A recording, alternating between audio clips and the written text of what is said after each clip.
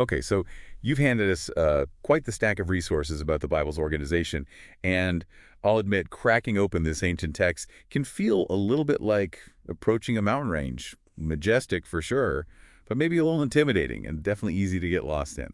It's a great analogy. It's a common experience. People see this one big book and think they have to scale it all at once. That's where this deep dive comes in. We're giving you the lay of the land before you even lace up your hiking boots. I like it. So we've got all these questions about the structure, the books, how it all fits together. We're not just going to hand you a map and point you in the right direction. We're your experienced Sherpa guides here. We'll navigate those tricky parts together and point out breathtaking vistas you might otherwise miss. And like any good guide, we're going to make sure that you are well equipped for this journey. You might be surprised to learn that reading the Bible is less about conquering a single monolithic book and more about appreciating a diverse collection. It's almost like a library that's been curated over centuries. A library. I love that. Tell me more about this whole Bible as library concept. So it's not just one long story from start to finish. Not at all. Imagine walking into a library. You got history books, poetry collections, philosophical treatises, even practical guides. The Bible's similar. 66 individual books, each with its own flavor, its own genre, its own distinct purpose. 66 books. No wonder it feels overwhelming for some. So how do we even begin to make sense of this vast library? Are there different sections or wings that we need to be aware of? Absolutely. The most fundamental division is between the Old Testament and the New Testament. Think of them as two distinct volumes in our library. Okay, so we've got our two volumes, our Old Testament and our New Testament. But they're not just random stories thrown together, are they? Each testament has its own distinct personality, wouldn't you say? Precisely. The Old Testament sets the stage. It's where we encounter these grand narratives of creation, humanity's early missteps, and the emergence of the Israelites. It's this blend of history law, poetry prophecies, even a bit of philosophy tucked into those pages. It's amazing to think that these ancient texts are still relevant today. I mean, we're talking about stories and laws that shaped entire civilizations. And that's what makes the Old Testament so fascinating. It lays the groundwork for understanding not only the history of Judaism and Christianity, but also the very concepts of morality, justice, and covenant that have influenced Western thought for millennia. Covenant. Now, there's a word you don't hear every day. Can you unpack that a bit for our listener? Why is this concept of covenant so central to understanding the Bible, especially the Old Testament? It's absolutely key, and it's a concept we'll be revisiting throughout our exploration. In essence, a covenant is a binding agreement, a promise that's made between two parties. In the Old Testament, we see God establishing covenants with key figures like Noah, Abraham, and Moses. So these covenants, they weren't just casual handshake agreements, right? They Yeah. really shaped the entire identity and destiny of the Israelites. Yeah, you hit the nail on the head. These covenants came with expectations, responsibilities, even consequences for breaking them. Think of it like a contract with cosmic implications. Wow. Okay, no pressure or ancient Israelites. Yeah. So we've established that the Old Testament is like this first volume in our library, right? Setting the stage with these epic stories, foundational laws, and this really profound concept of a covenant between God and humanity. But let's get a little bit more specific here. We've got a lot of books on our shelves. How do they all fit together within this larger narrative? That's where those different genres come in. Remember our library analogy? Well, within the Old Testament, you've got sections devoted to law, history, wisdom, literature, and prophecy. Each genre offers kind of a unique lens through which to understand God, humanity, and their relationship. Okay, I'm intrigued. Let's start with the law section then. What kind of reading experience are we in for with these books? Fasten your seatbelts, because we're starting right at the beginning with the Torah, also known as the Pentateuch. The first 5 books of the Bible, Genesis, Exodus, Leviticus, Numbers, and Deuteronomy. These books really lay the groundwork for everything that follows. Genesis, Yeah. Book of Beginnings. Mm. I'm already sensing some familiar stories coming up here. You're right. Genesis is where we encounter those iconic narratives, creation, Adam and Eve, Noah's Ark, the Tower of Babel stories that have captivated and puzzled readers for millennia. They're so deeply embedded in our collective consciousness. Even if someone has never even opened a Bible, chances are they've at least heard of these stories. But they're not just children's stories, right? What kind of deeper meaning is woven into these narratives? Exactly. They grapple with some really profound questions about the nature of God, the origin of humanity, good and evil free will versus divine sovereignty. Take the story of Adam and Eve, for example. It's not just about a forbidden fruit. It's exploring the consequences of disobedience, the nature of temptation, that very human longing for knowledge. It's like each of these stories is a seed containing a whole forest of meaning within it. Okay, so we've got creation, we've got humanity's missteps.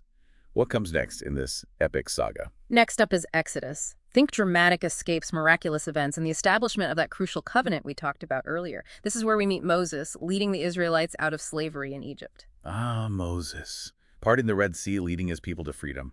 Talk about a powerful leader. What's fascinating to me is how these ancient stories can still resonate with us today. I mean, who doesn't love a good underdog story? Absolutely.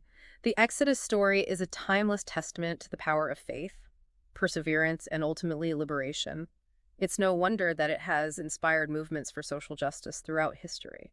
It is incredible how these stories from millennia ago still hold such power and relevance. It's like they tap into something so universal about the human experience. But I'm guessing the journey wasn't all sunshine and miracles once the Israelites escaped Egypt, right? You're right. The next three books, Leviticus, Numbers, and Deuteronomy, detail the challenges, the grumbling, and yes, even the backsliding of the Israelites as they wandered the wilderness for 40 years. 40 years. I've talked about a long-haul road trip. What's the takeaway from those books? Why include all those details about laws and rituals and census data? It seems like a little bit of a slog compared to those dramatic narratives of Genesis and Exodus. You're not alone in feeling that way. But here's where understanding the context is crucial. These books weren't meant to be read as these thrilling narratives. They were outlining the meticulous establishment of a society founded on laws, both civil and religious laws, that were designed to set the Israelites apart and to govern their relationship with God. Okay, so it's about laying the groundwork for a new way of life, a society that's built on this covenant with God. It's like a blueprint for living. Exactly. It's about establishing order, identity, and a framework for a people that were chosen to reflect God's character in the world. We've covered a lot of ground already, from creation to covenant to the establishment of a nation. But we're not done with the Old Testament yet, are we? Yeah. What other literary treasures await us in this vast library? Oh, we've only just begun to scratch the surface. Next time, we'll delve into the historical books, explore the timeless wisdom of the poetic books, and encounter the fiery pronouncements of the prophets. I don't know about you, listener, but I'm ready to meet some kings, hear some poetry, and maybe even get a little uncomfortable with those prophets. Stay tuned for the next chapter of our deep dive into the Bible. Welcome back to our deep dive into the Bible.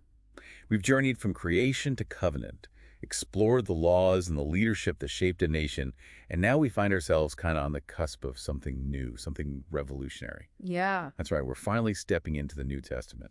You could say this is where the story takes an unexpected turn, where ancient promises find their fulfillment and a new covenant is ushered in. It's the section of our library where the whispers of the Old Testament become a symphony. I love how you put that, whispers becoming a symphony. And I know you're not just talking about volume here.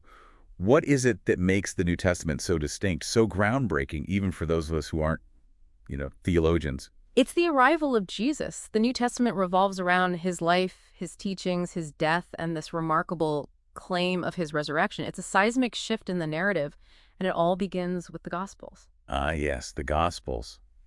Matthew, Mark, Luke, and John. 4 different authors, 4 unique perspectives on the life and impact of Jesus.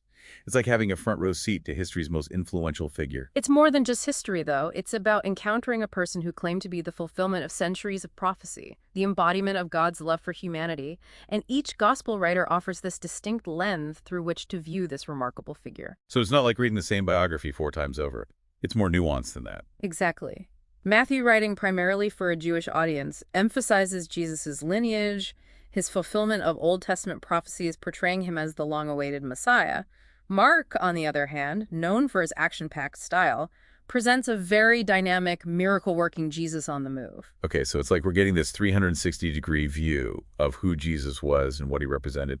What about Luke and John, then? How do their accounts add to the picture? Luke, a meticulous historian, crafts a very detailed account that emphasizes Jesus' compassion for the marginalized, the outcast, the downtrodden. His gospel reads almost like a social justice manifesto for the ancient world. And John, he always seems to be painted as kind of the most mystical of the gospel writers. Absolutely. John's gospel dives deep into the theological depths of who Jesus is, exploring his divine nature, his relationship with God the Father, and his teachings about love, light, and eternal life.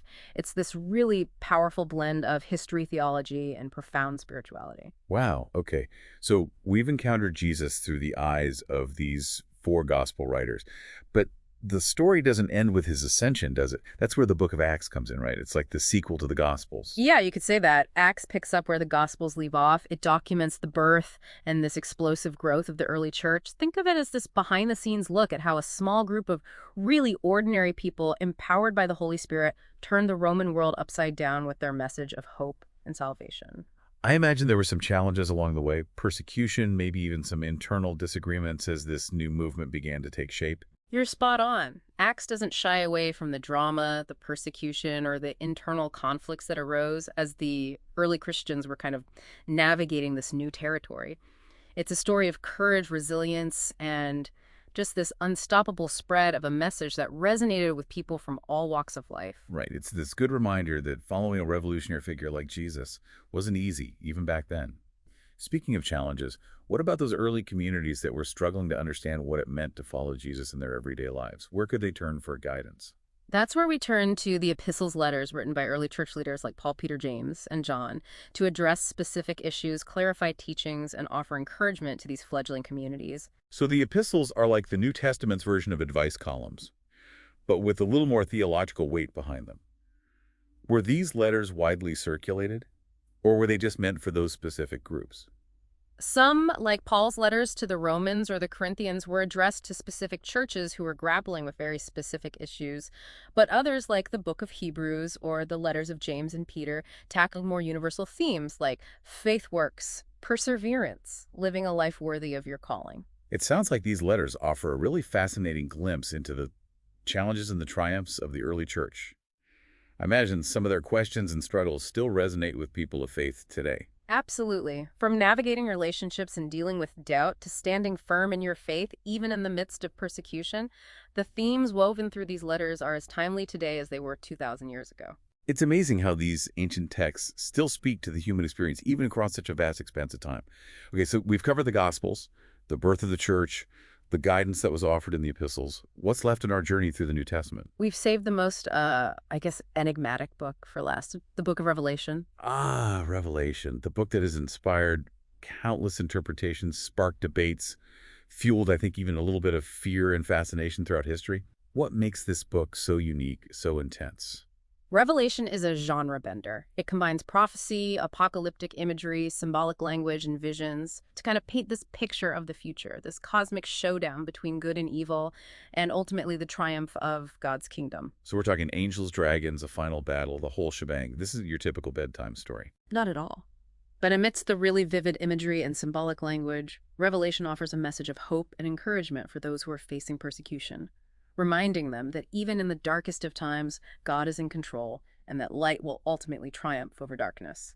It's an intense but ultimately hopeful note to end our journey on. We've journeyed through the pages of the Old and New Testaments, exploring its history, laws, poetry, wisdom, and this groundbreaking arrival of Jesus. You've given our listener a crash course in biblical literacy, equipping them to approach this ancient and influential text with confidence. What final thought would you leave them with? Something to ponder as they continue their own exploration of this vast and fascinating library. Yeah. Don't be afraid to get your hands dirty, to ask tough questions, and even wrestle with the text. The Bible, like any great library, is meant to be explored, debated, cherished. It's a journey of discovery, and the most important thing is to keep seeking, keep questioning, and keep allowing these ancient stories to breathe fresh insights into your life today. Beautifully said. You've given us much to ponder, listener. We encourage you to embark on your own deep dive. Explore the diverse genres, uncover those hidden connections, and discover the timeless wisdom that awaits within the pages of this really extraordinary book. Who knows? Your discoveries might just lead you back to us for another deep dive sometime. Until then, happy reading.